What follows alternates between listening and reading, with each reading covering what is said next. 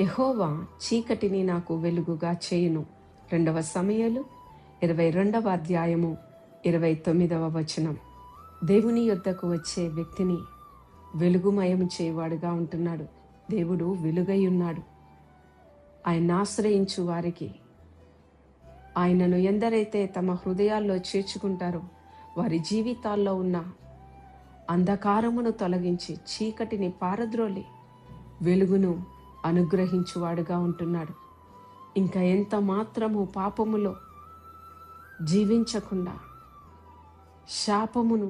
శాప జీవితము నుండి సంతోషకరమైన ఆశీర్వాదకరమైన జీవితంలోనికి నడిపించువాడుగా ఉంటున్నాడు. ఇరుకుని విశాలంగా చేయవాడుగా ఉంటున్నాడు.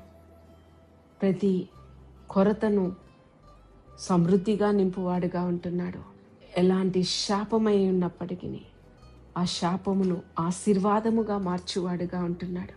ఆ వెలుగై ఉన్న ప్రభుని ఆశ్రయించటానికి వెనుదీయకండి. పరిశుద్ధాత్ముడు ప్రతి వారి ఆత్మదీపాన్ని వెలిగించునుగాక, వెలుగుమయముగా ఉంచునుగాక. ప్రార్థన. పరిశుద్ధుడా, కృపగలిగిన దేవా, నీకు స్తోత్రాలు. ఈ నూతన దినాన్ని బట్టి స్తుతిస్తున్నాము. నువ్వు ఇచ్చిన వాగ్దానాన్ని బట్టి నీకు స్తోత్రాలు.